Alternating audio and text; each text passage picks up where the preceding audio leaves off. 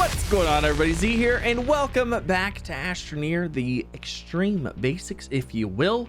This is the second part of the two-part series, so if you guys missed the first part, don't worry, check out the playlist down below. I'm sure you'll find it. Let's go ahead, let's get on into it. Now, as always, if you guys enjoy the video, don't forget to leave a like. If you're new here, don't forget to subscribe as well for some more. Also, comment down below if you're actually like brand new to the game. I'm curious.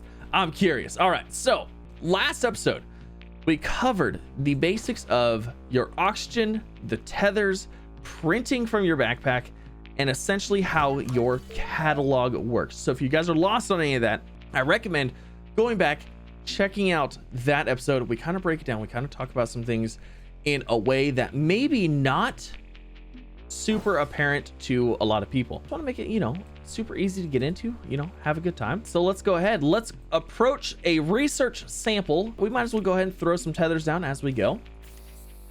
Because, I mean, why not, right? Absolutely. Do a little bit of running here. We have our first research sample. So there are many types of research samples in the game. There's many different types of things you can research to get you the bytes that you need to unlock things. So we need 500 bytes in order to unlock this solid fuel thruster. We cannot print this. Even if we had the stuff for it, we couldn't print it because it's not unlocked. So I'm going to go ahead. This guy right here, I'm going to hover over it, and whatever key you have, I'm going to go ahead and I'm going to press F and hold it and scan it. That right there gave me 188 bytes. Now, when you start the game on Silva, you're not going to get that many bytes from the surface.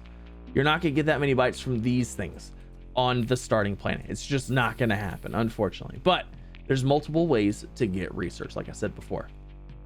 So I'm going to do the same thing.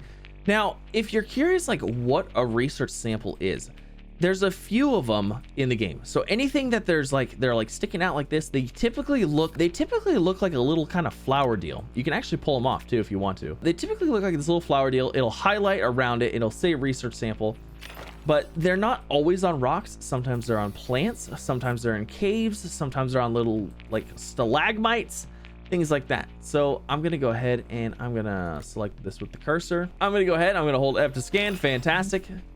Look at that. How many bytes do we have? 535. We have enough to go ahead and unlock this item. So unlocked items are going to be in blue. Items that you have enough bytes for. So if you have a whole bunch of bytes piled up, they're going to be in gray. So it's like, yep, I can go ahead. I can unlock that. Now, I don't have an example to show you if they're still locked and you don't have enough, but essentially it's going to be pinked out and you're not going to be able to make it. So I'm going to go ahead and I'm going to open that cover up and I'm going to press the button again to press the button. Fantastic. Looks good. Now, with this, a lot of people are like, wait, they don't realize that they actually have to click this twice, is that there's a cover on the switch, kind of like in real life, like the buttons that you don't necessarily want to press unless you're like really meaning to. You got to open the cover first, then press the button. That's just a like a fail safe essentially in the game to make sure you don't accidentally click something that you don't want. I need a solid fuel thruster. This guy requires aluminum and ammonium. My gosh, what are those items? Where do we find them? How do we do this?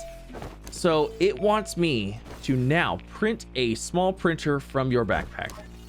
So let's go ahead. We'll open up our backpack and we're gonna hit the arrow keys like I mentioned in the last episode over until it says small printer. Fantastic. I want that. I have the requirements. I'm gonna go ahead and print that bad boy up. No problemo. And now we have a small printer. So it wants me to deploy the small printer. Now the small printer on your backpack is not gonna do absolutely anything. You can't do anything with it, unfortunately. There's just nothing you can do with it. So I'm gonna go ahead. I'm gonna take it out of my backpack and I'm gonna set it on the ground. And it deployed. Look at that. So now on the top of the small printer, it will tell you what you need. It says, I need ammonium and I need aluminum for this item. So if I wanted to select a different item, it's not going to let me right now. Essentially what I would do is there'd be an interact key. We'll talk about that in a little bit. Return the small printer to your backpack. Okay, so it wants me to take it, wants to put it back in my backpack. I can go ahead and pick it up and I can just put it back in my backpack. Wonderful. Build a tether line to the orange beacon. My gosh, that is the furthest we've ever gone. So I'm going to go ahead. I'm going to print up another stack of tethers here because I have the compound to do so. And we're going to make our way over to this this orange beacon over here.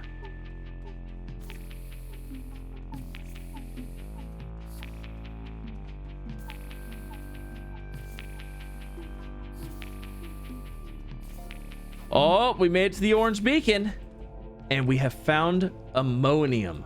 So different resources are going to look different in the game. This is obviously ammonium because that's what it's telling me, but some resources are also located in different parts of the planet. So for example, on your starting planet, the planet you're going to be starting on when you start the game, you are actually probably not going to find aluminum. This is aluminum. You're not going to find this on the surface because that's typically located underground on that planet specifically. Now, different planets have different resources in different locations, but for the most part, everything has the basic resources you need to essentially craft the solid fuel thruster, which we're about to craft right now. Every planet has those resources that you need to craft that so you can escape the planet. So if you accidentally go somewhere, you get stuck, every planet has everything you need to get off the planet. Do not worry about it. But it wants me to go ahead and use my terrain tool and dig up some of this ammonium. So we're gonna go ahead, we're gonna select that. Wonderful, wonderful.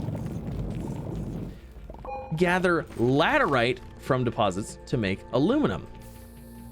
So this right here is laterite. Now, I know I called it aluminum before, and if you watch my videos, you'll probably see me calling it aluminum because it is aluminum ore. But I always call this aluminum because it's laterite. That's technically what this resource right here is called. And laterite is the unrefined or the raw version of aluminum. So we're gonna go ahead, we're gonna grab some of this.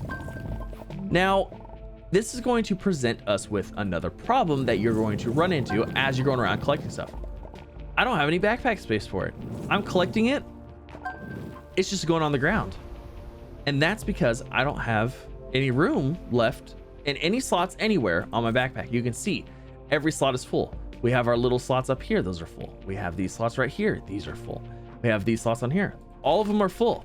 So we can't carry anymore. You can pick up one if you want to and bring it with you, or you could go ahead and drop some things. So I don't think I'm going to need resin for a little bit. So I'm just going to go ahead and take these resins off because I just don't think I'm going to need them all. So we're going to go grab those. I'm going to go ahead. I'm going to grab this guy, throw it in my backpack. Wonderful, wonderful.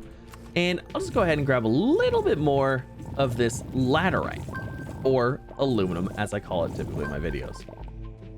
Now, I said unrefined version. So this laterite is aluminum material. It is an unrefined version of this resource of aluminum. And to turn it into aluminum, we have to put it into a smelter. So basically we have to essentially melt down the raw resource into the resource that we need it to be. So this guy right here is your smelter.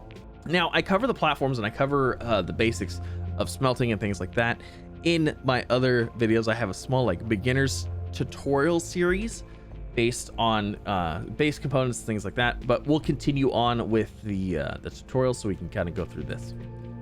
Now I cannot unfortunately put this on here and have it work. Like, it's not going to do anything, right? I have no way. Now you can see it says, oh, turn on. I turned it on, but it's not doing anything. Well, that's because you need power, because this guy doesn't make nothing for free. It requires some sort of power. So on platforms and on little tiny habitats or shelters, this is what you're gonna be starting with. You're gonna be starting with a shelter very similar to this, and you're gonna be typically building with platforms like this. You have these little guys right here. There's a whole bunch of them. This guy has one right there, right there, right there. These are your like power sockets, your plugins, if you will. And you can click on one and drag it over to the platform that you want to click it to, and ta-da! It's connected to power. Now you can connect other ones if you want to. However, there is a range on how far these can be connected. So like this front one right here cannot be connected. As you can see, it just stops. Like it cannot reach any further than this. So we're just gonna go ahead. We're gonna connect this up right there like that. And look at that. It turned on. Now, if you want to turn it off, you can go ahead and you can turn it off. Well, I can't turn it off because this is the tutorial. I'm just gonna go ahead and I'm gonna throw these on here. Why not? Might as well. So these spots right here of the smelter are the inputs of the furnace. So it's like, okay, I want these 4 items to smelt. I can place one here, here, here, here. That is going to turn this laterite into aluminum. You can see right there, it's slowly turning into aluminum. And that's because there's really not a lot of power here. And power is a whole nother thing. Power is a whole nother thing. So if you guys were curious about base power, again, check out the beginner series that I have. But we kind of go into base power and things like that. So this guy's gonna go ahead. It's gonna smelt into aluminum. It's almost done. Very close. And there's our first one. So it's just gonna fall off on the ground because I don't have anywhere for it to store. I don't have any other open storage slots for it. Smelt the laterite into aluminum. We've done it. My gosh, we've done it. Why are you not telling me that we've done it? We've done it. Place the laterite on this. Maybe I have to place it on that slot. Let me speed through this. So I believe I made the mistake of putting these on here before I was supposed to. And in the tutorial world, that's not okay. But in the normal game, it's not going to matter if you put those on before you start smelting or not. It's still going to turn it into a resource. So we're kind of waiting for this guy to get done so we can get another aluminum because it wants me to do this one specifically. Okay, I may have messed up the tutorial a little bit. All right, let's try this again. Place that onto there. Darn it. What is happening? It's not wanting to progress. All right, so I restarted the tutorial. Let's go ahead. Let's not do anything beforehand. Place that on there. Wonderful. Print a small generator from your backpack. All right, so we're gonna use our buttons. We're gonna go over here. We're gonna select a small generator, which only requires 1 compound to do, which is super duper easy. Connect the small generator to the smelting furnace to increase its performance. So a small generator is used to generate power. Pretty self-explanatory, but this guy requires organic. Now, organic is going to be your plant type life from around. So I can go ahead and I can just dig right here next to all of this, and that's going to give me organic. So it's going to burn off the organic. We can either go ahead and drag and drop it into here, or you can just click on it and it will automatically give that resource what it needs. Collect the aluminum from the smelting furnace. Alrighty, we've done that. Print a solid fuel thruster from the small printer. Wonderful. So we're going to get this guy back out. I'm going to go ahead and rotate this. Now, whatever key it is for you might be a little bit different, but for me, it's ZNX on PC. I believe it might be a like a top bumper kind of thing on the controllers, but I'm going to go ahead. I'm going to spin this guy around because if I have it this way, you can kind of see that the nozzle of it, it's kind of be facing that way. So I just want to turn it around and I want to face it that way just to make me feel good. And we're gonna go ahead and connect that guy up. You can see it requires ammonium and aluminum. I have aluminum, or I have ammonium, and I have aluminum in my backpack. So I can go ahead and I can access the printer interface, essentially, or examine. And that's gonna bring up this guy.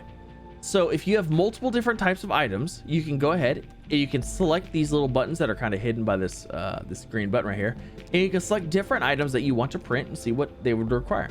But we have what we need to print the solid fuel thruster. We have power. We're good to go. So we're gonna go ahead. We're gonna open that cover to make sure you want to print it. Press it again. Bada bing, bada boom. You are now printing a solid fuel thruster from the printer. My gosh, it's absolutely amazing. I know, right? It's wonderful. Look at that. And it's done. So everything you print, regardless of the size of printer it comes from, is going to end up, except for the backpack. When you print stuff in your backpack, it does not come packaged. But everything you print in a printer that is not on your backpack is going to come in this little tiny package. Or, well, this one is going to be tiny. The other ones are going to be bigger and bigger and bigger, depending on the item that you're printing. So I'm going to go ahead. I'm going to put this guy right in my backpack, just like so. Return to the shuttle pad with the solid fuel thruster. I think we will. I am super excited to leave the tutorial planet and to begin my adventure. My episode 1 adventure, if you will. So we're going to go back over here to the little, the launch, the shuttle.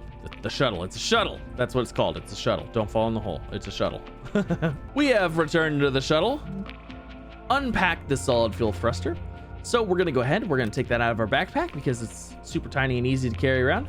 And we're going to go ahead and unpack that, whatever key that is for you. And that's going to take it out of the packaging and make it the full size item that it is. Now, I cannot put this in my backpack. There's nothing I can do. I cannot put it in my backpack.